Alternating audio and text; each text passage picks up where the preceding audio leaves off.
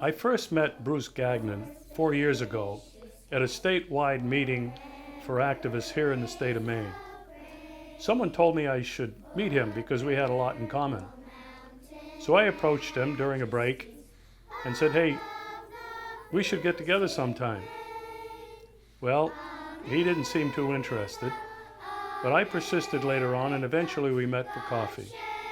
And that has led to a deep personal relationship.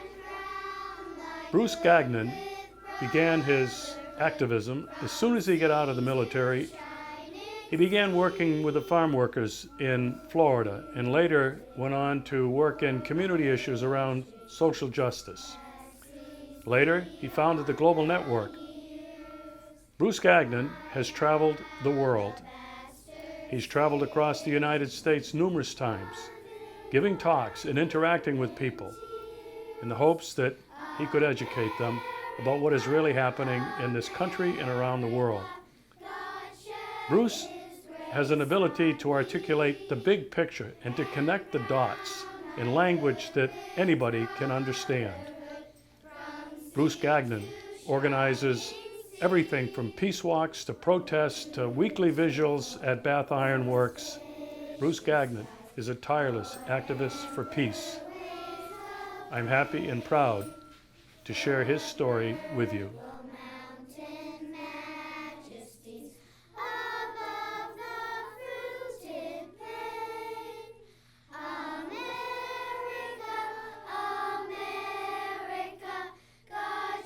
My name is Bruce Gagnon. I live in Bath, Maine, and I'm a member of Maine Veterans for Peace. My stepfather was in the Air Force, and from when I was about 3 years old, we began moving around the country and into Germany twice and England as well, living in the United States and Florida and California, South Dakota. So every 2 or 3 years we moved to a different military base. And so I got many influences from these various cultures that I lived in. And I saw the perspective of many people, like in England and Germany. I got a different sense about how people view America and about how they viewed the military. Particularly in Germany, I got that sense. So early on, those were formative influences on me, I think.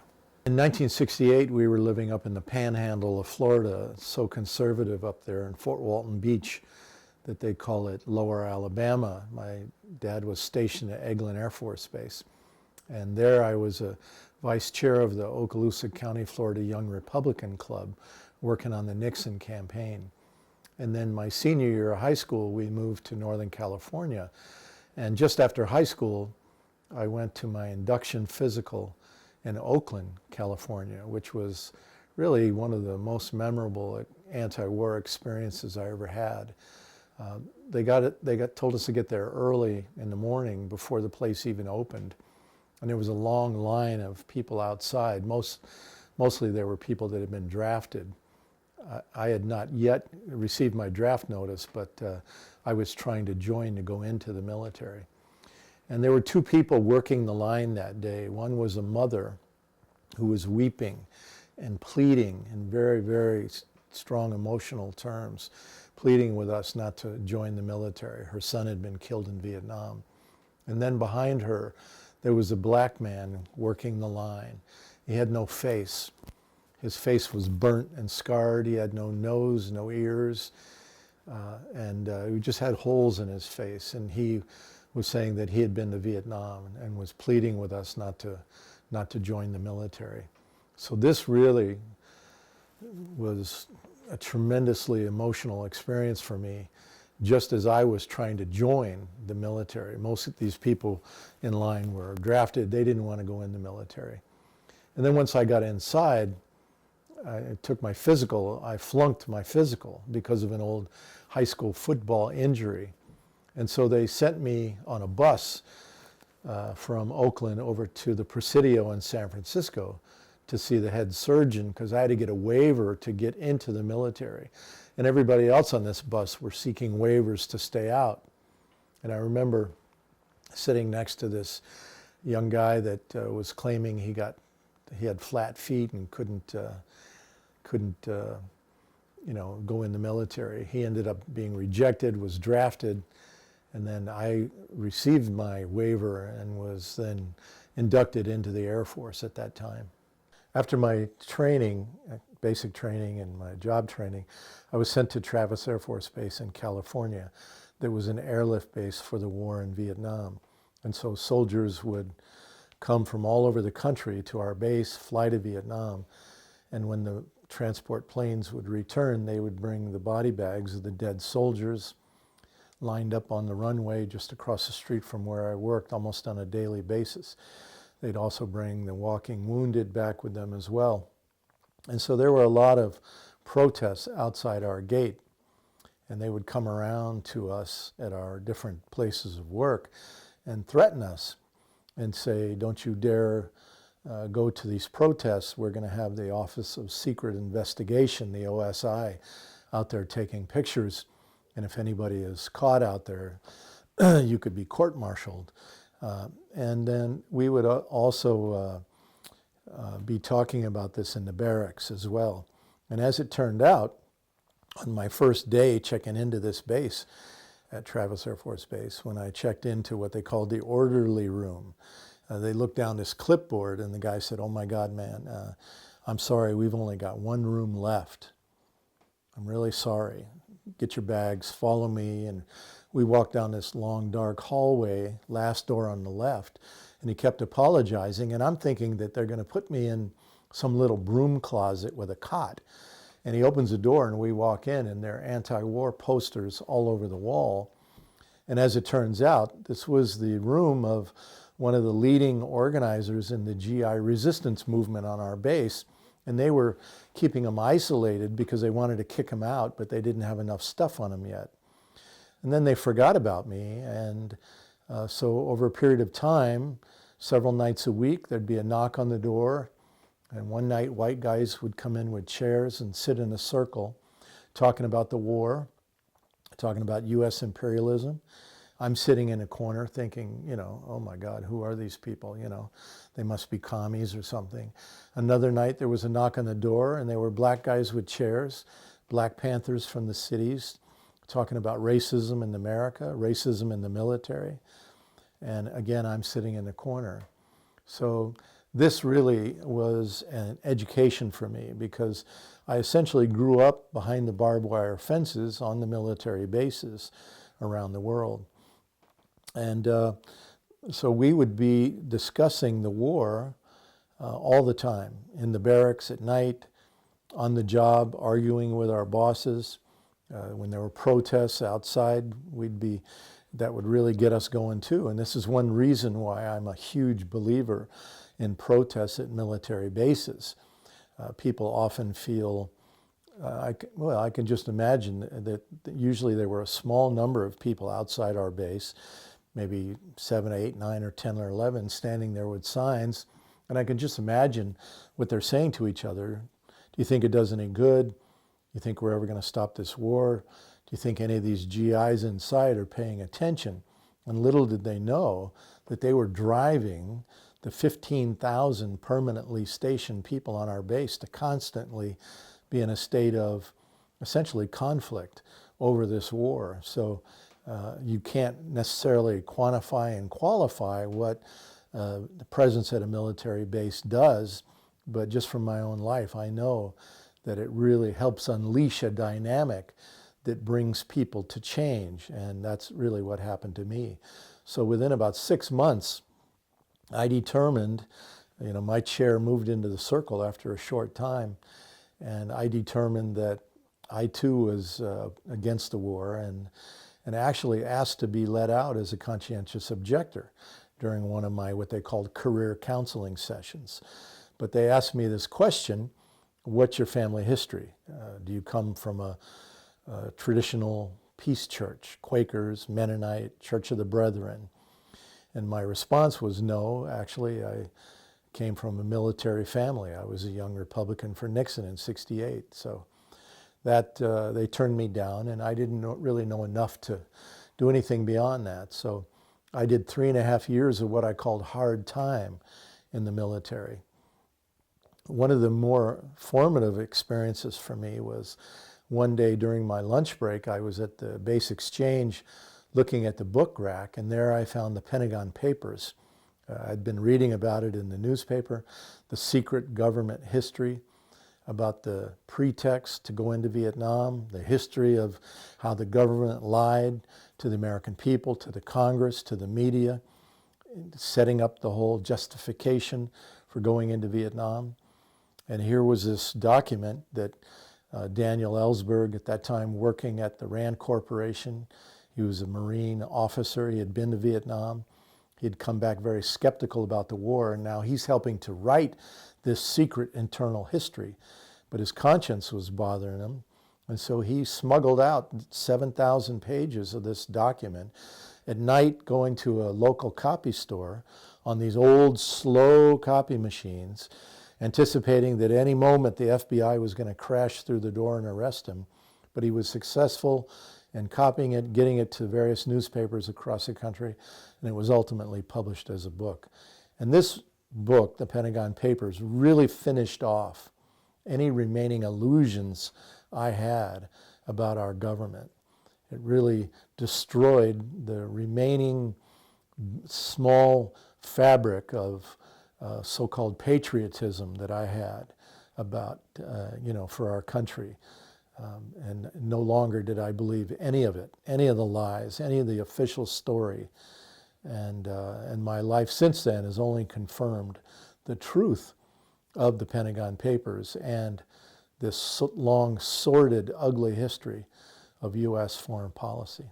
In 1974, I got out of the Air Force and I moved to Florida and was going to college, eventually just near graduation at the University of Florida in Gainesville. And I got recruited by the United Farm Workers Union to become an organizer of fruit pickers.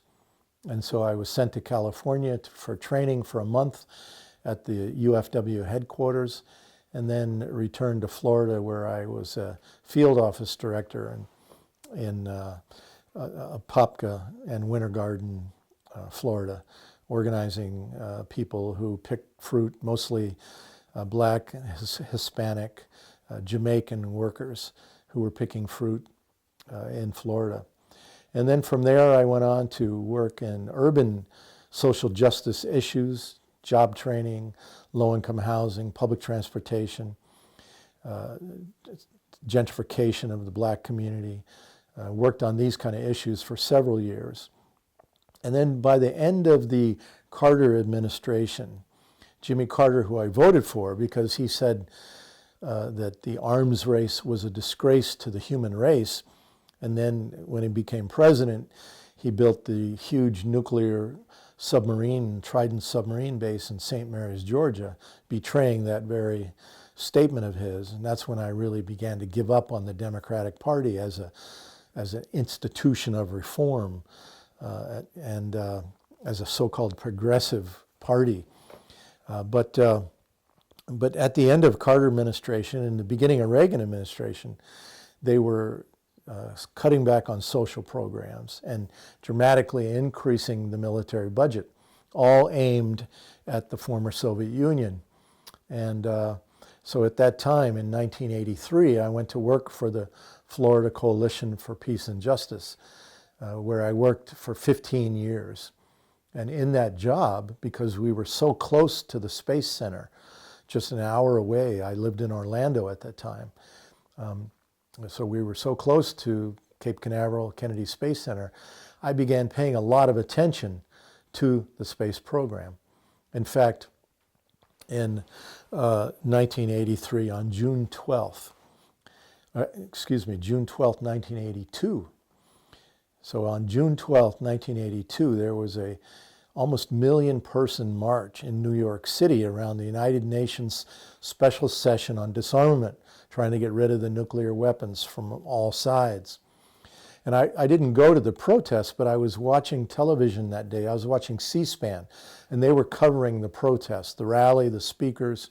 And after it was over, they cut away to a right-wing conference. And the speaker at that conference was Reagan's head of Star Wars, SDI, Strategic Defense Initiative, Lieutenant General Graham. And during the question and answer period after Graham's speech, somebody said, General Graham, aren't you worried about that big protest? They say almost 1 million people in New York City today. He said, no, I think it's fantastic. They're out there protesting against ICBMs, nuclear weapons, and we're moving into space. They don't have a clue. Let them keep doing what they're doing. And so in that moment, June 12, 1982, I began to focus on space so that when I went to work for the Florida Coalition for Peace and Justice in 1983, where I worked for 15 years, I began taking people over and over again to the Space Center as we began to protest military satellite launches of Trident missiles, Trident nuclear missiles, test firing them, and then ultimately the several launches of plutonium on board NASA missions to outer space. So in 1998, I left the Florida Coalition to work full-time on space issues with the global network, and I began traveling 2 to 3 weeks out of every month for several years, both around the United States and around the world, making connection with people in communities that had some manifestation of this space nuclearization and weaponization program. So as it turns out, as satellites orbit the Earth, they beam their signal down to the Earth below. So the U.S. Space Command has essentially set up downlink receiving stations around the planet in places like Australia and northern England, Greenland, Japan, Germany, many other places, so that the satellites, military satellites, beam information down to those downlink stations that then relays it via other satellites back to the United States. So in these communities, in these various countries, there are peace groups who say, we don't want our country to be part of the U.S. Star Wars program. And so that became the natural constituency for the global network. They became the leadership of our organization. So the Pentagon has been saying for some time that Star Wars, militarization, weaponization of space, will be the largest industrial project in the history of the planet Earth, necessitating so much money that they can't have enough, even with the massive Pentagon budget that they have today. And so two things they're doing. One is they're buying Congress more than ever to ensure this pipeline, this uninterrupted pipeline of federal tax dollars moving into the aerospace industry, because there's so much profit to be made. Every time you launch a rocket with a satellite on it, satellite costs a couple $100 million, the rocket costs a couple $100 million. They blow up on occasion, they have to start all over again. It's just a massive black hole. So in one industry publication called Space News some years ago, they ran an editorial saying, we've got to be responsible corporate citizens. We've got to come up with a dedicated funding source for this weaponization of space. And they said, we have, and it's the entitlement program. So we're now sending our lobbyists to Washington to secure those that officially are Social Security, Medicare, Medicaid, and what's left of the welfare program. So those are the social programs that the military-industrial complex has identified for defunding in order to pay for this space warfare system. So every year then, for the last 23 years, the global network has an annual meeting in a different country. Last year we met in California at Vandenberg Air Force Base. The year before we met up in northern Sweden that is being turned into a U.S. NATO drone testing and satellite receiving area.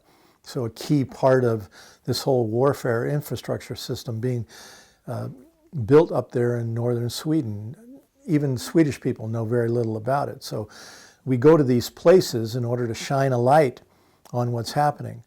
This year in 2015, we'll be going to Kyoto, Japan, where the United States is putting a missile defense radar in Kyoto Prefecture that is going to be aimed at China, helping the U.S. be able to deliver first strike attack with its so-called missile defense system on China.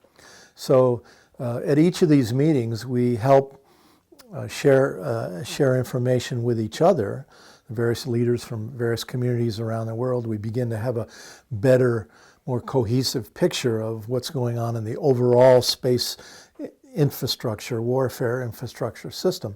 And then we also help educate local populations about their particular role in this larger picture. And this is the way we've begun to expand the global network and expand the consciousness of literally the peace movement, because most people, even in the peace movement, don't yet understand how this whole thing works. You know, after the fall of the Berlin Wall and the breakup of the former Soviet Union, former U.S. Secretary of State Jim Baker, under the first Daddy Bush administration, promised Gorbachev that NATO would not expand 1 inch toward the east into the former Soviet bloc. Because, you know, Russia's been invaded repeatedly by the West, and that's their big fear. That's why they had this big kind of safety system with the Warsaw Pact there during the Cold War. But then Clinton became president, and he broke this promise by continually expanding NATO towards Russia. And then today we see NATO with bases in Latvia, Lithuania, Estonia, right on the Russian border. They're trying to get into Finland, to Ukraine, and to Georgia, again, right on the Russian border. And so Russia is literally freaking out. I mean, it's the equivalent of Russia or China building military bases in Mexico or Canada.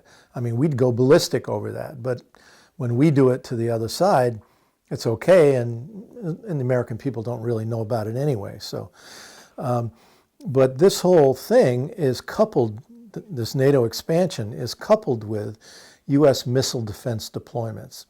Now, missile defense is a key element in U.S. first strike strategy. The idea is you try to, in a first strike, take out Russian or Chinese nuclear missiles, but you don't get all of them. So then they fire their retaliatory capability. And it's that point where you have missile defense systems on land and on these destroyers, Aegis destroyers made at Bath Iron Works, here where I live in Maine. They then fire these interceptor missiles, take out that Russian or Chinese retaliatory strike, giving the U.S. a quote-unquote successful first strike attack. Well, these deployments surrounding Russia and China today by the U.S. are freaking out those two countries. They're saying, hey, wait a minute, we can't continue to negotiate nuclear arms reductions with you as you're expanding missile defense. In fact, when George W. Bush first became president, he pulled the U.S. out of the ABM treaty, the anti-ballistic missile treaty that outlawed the development, testing, and deployment of these very missile defense systems, because both sides knew they were destabilizing. They would give one side an advantage over the other. And the idea was that's how you, by having this treaty, ABM treaty, this is how you have some stability. Well, the U.S. has now walked away from that, is increasing our missile defense deployments surrounding Russia and China, and tensions are growing. At the same time, we've created this civil war, we meaning the United States. I shouldn't use the word we again. The United States has created this civil war inside Ukraine, right on Russia's border. Why? To destabilize Russia, because the end goal is to take them down, to balkanize Russia, regime change in Moscow, just like the U.S. has done in so many other places, like Libya, like we're trying to do in Syria, like we've done, like we're trying to do in Iran as well. So regime change in Moscow, and ultimately China is the goal of the U.S. and NATO.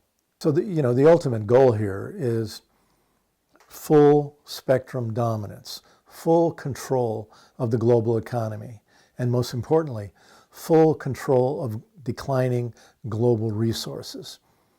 If you're not part of the capitalist team, you're going to be taken down. The United States has determined that Russia and China and other countries outside of their immediate control, like Iran, Venezuela, must be taken down. And so this is what the agenda is today. The Pentagon has essentially become the primary resource extraction service for corporate globalization.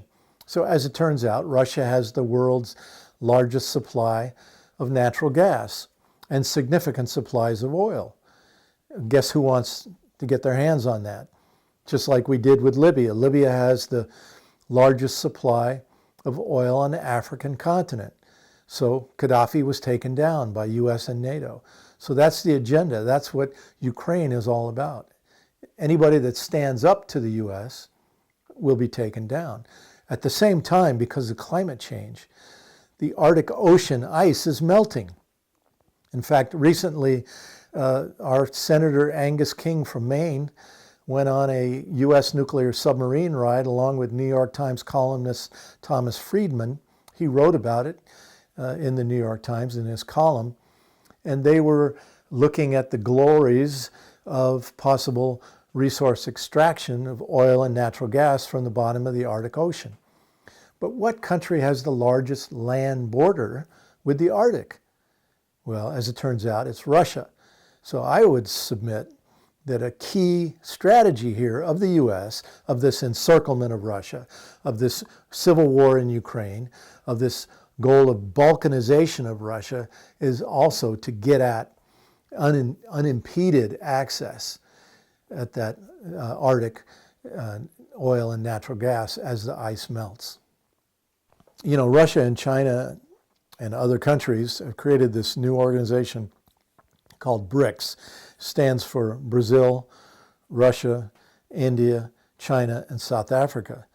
And they're creating essentially an alternative to the IMF and the World Bank, an alternative economic structure that other countries would be able to turn to for loans that wouldn't be exploited the way the IMF and the World Bank do today.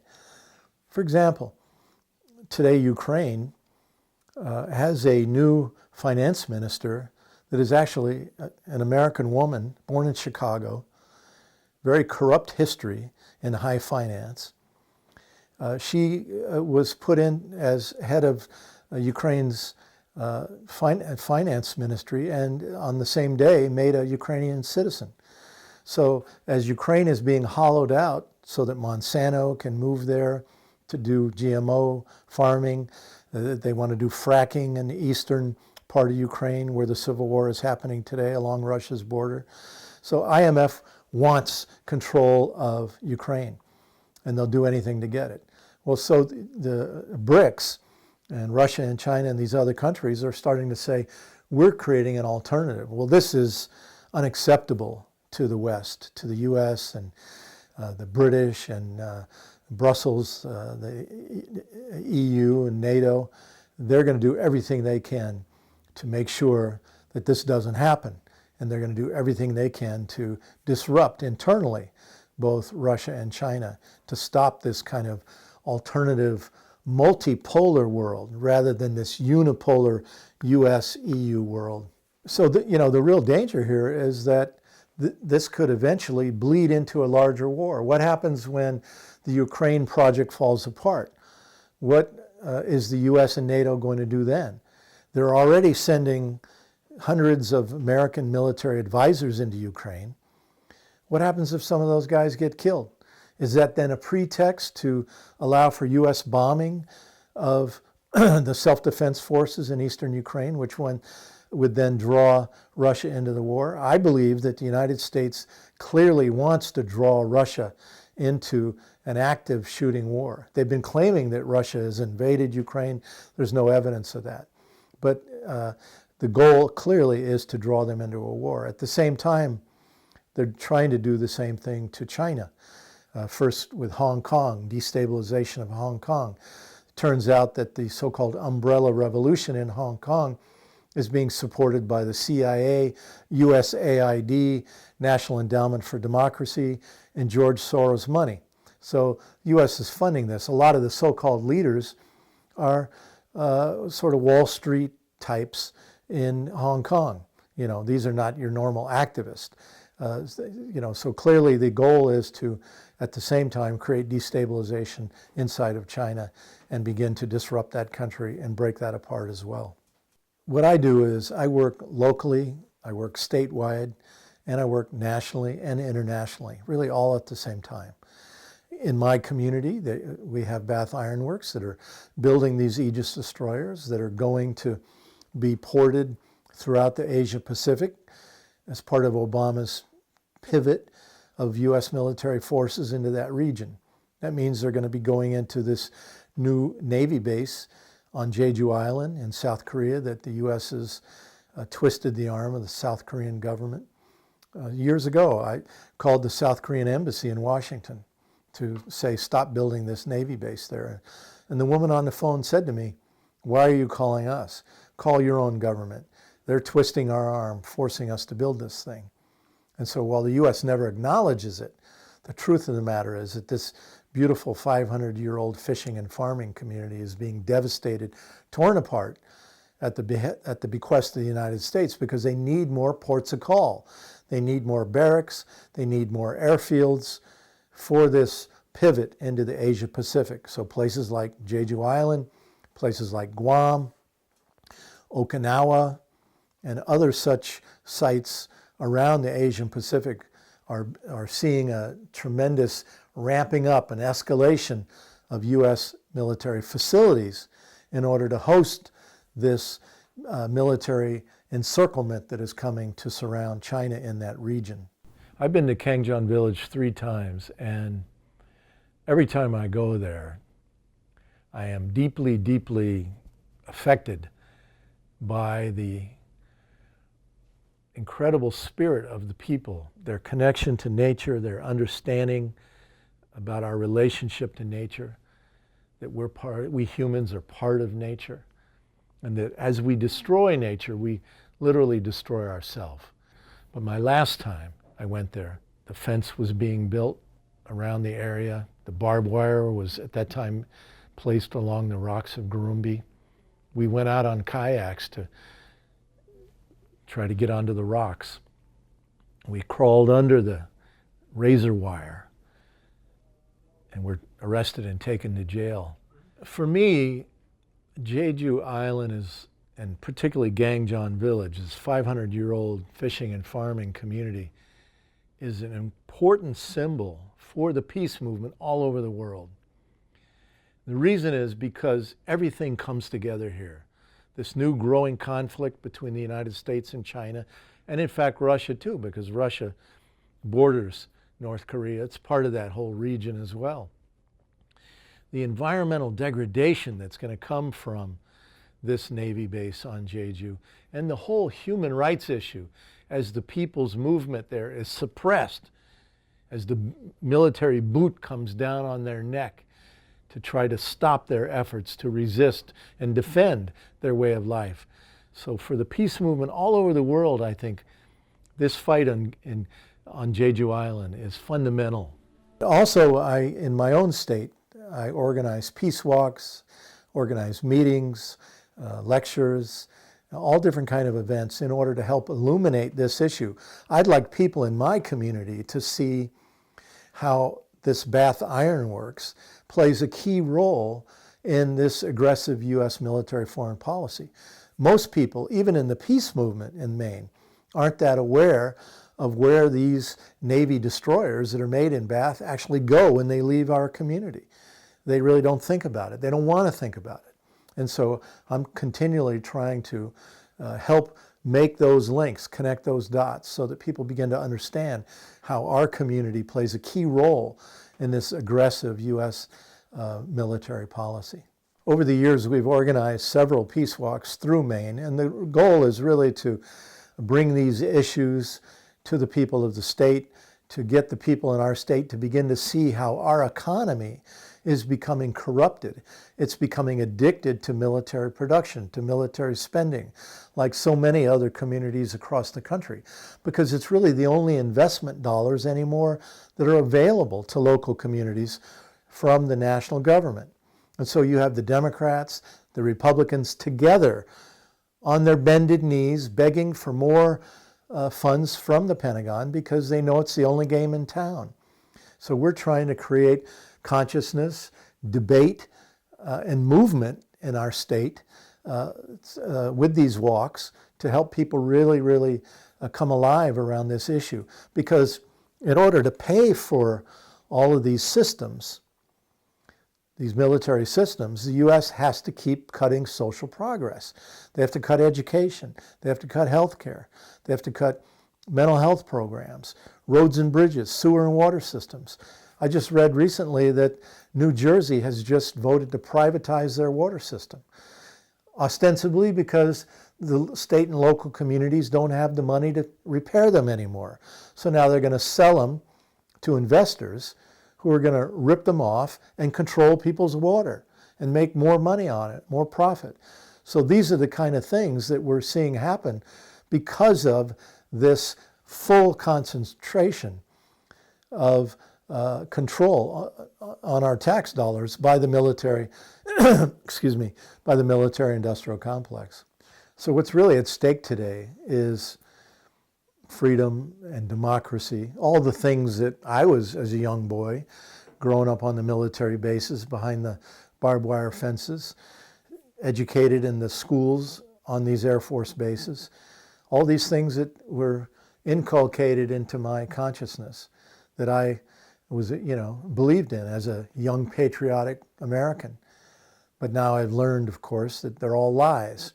And we have this corporate domination of our Congress, of our media, of every avenue of dissent, the courts, everything is blocked now. And so when you think about it, it's like Mussolini, in World War II in Italy. The Italian leader defined fascism as the wedding of corporations and government. Well, clearly this is what we have today. It's what Bertram Gross in the book Friendly Fascism called three-piece suit fascism. It's a little different from Hitler's brown shirts, but it's still fascism. Since 9/11, there's just been a succession of laws, the Patriot Act, and a host of others, that really have begun to outlaw free expression, democracy. I mean, look what the NSA is doing today, spying on all of us. So this is, I think, clear evidence to all of us, should be anyway, that they've essentially eviscerated the Constitution of the United States, and that we now have this corporate fascism in America. So, where do I turn for news anymore, right? I can't go to the New York Times or the Washington Post. I can't pick up my local paper because the Associated Press stories are probably written by a CIA agent. We've just heard the disclosure out of Germany by an editor and longtime journalist with a major German newspaper that he worked for the CIA, and they would hand him a story, he would put his name on it, and that became news. So who can we trust? Well, literally, I go to Democracy Now!, I go to RT, Russia Today, I go to Sputnik, I go to Press TV out of Iran. I'm looking at a whole host of other sources, bloggers all over the world that are giving me local reports about what's really going on. These are the kind of places that you really can get other opinions, a whole nother side of the story these days, because otherwise we don't get anything. We just get this whitewashed, varnished, strung out, wrung out, twisted version of the truth, essentially edited and approved, emphasis on the word approved, by the CIA. What keeps me going all these years now is a couple things, a sense of responsibility, a stubbornness, a wish to hand the future generations a chance of living. I think the most important job of a human being on the earth is to work for the future generations, to keep the fires burning so that my son and other people's children and grandchildren can have a chance to live. Native Americans talked about every decision should be viewed in the context of how it affects the next 7 generations. So that's the way I tend to think. So I find sustenance, I find hope in knowing that I'm very lucky because I work for this global network, and I'm in contact with people all over the world almost daily. And they're working hard in their community. And I realize I don't have to do everything. I don't have to carry the world on my shoulders. I just have to do my bit and stay connected to a larger movement that is now literally global. And if we stay together and work together and share information together, we accelerate our ability to change things. And if we all fail in the end, well, what better way to have spent my life than to work for the people and for our relatives, the animal world, the plant world, the water, the air. The native people said that the sacred hoop was broken because of the way the white man lives on this planet today. And so I always feel in the end my job is to help repair the sacred hoop, to give life a chance. Soon after boot camp, I joined the Air Force in 1971 and during the Vietnam War. And soon after boot camp, I was visiting one of my best friends, and he told me, "Wow, Bruce, you're really different. You've really changed." And I said, "What are you talking about? You're crazy." And it took me some years to really see that, in fact, just that short period of time in that authoritarian system where you have really no right to think for yourself, it had changed me, even though I was conscious of it and I was trying to make sure they didn't take away my soul and my spirit. They had, in fact, changed me. So I think that's a reality of the military, that even when you think that it's not having an effect on you, it does, especially when you're drawn into combat and you go and you participate actively in killing people. Then you are really changed forever.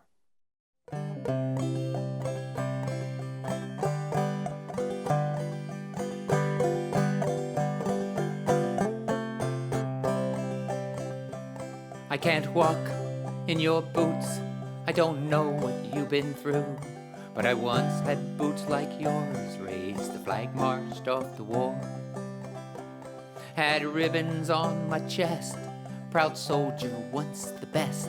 Had each other, not much more, as we marched off to war. I am sorry for what I did, my God, was just a kid.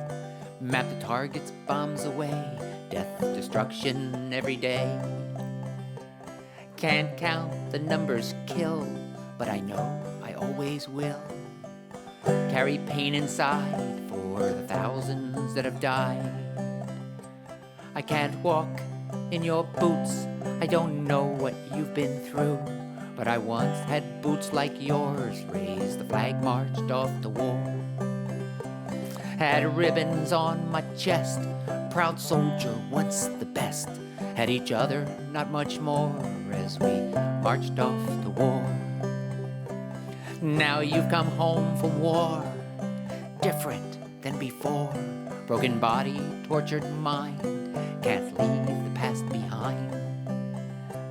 Memories won't go away, as real as yesterday.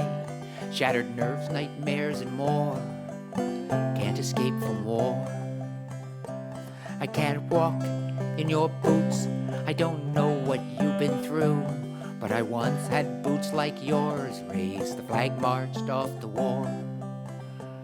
Had ribbons on my chest, proud soldier, once the best. Had each other, not much more, as we marched off to war.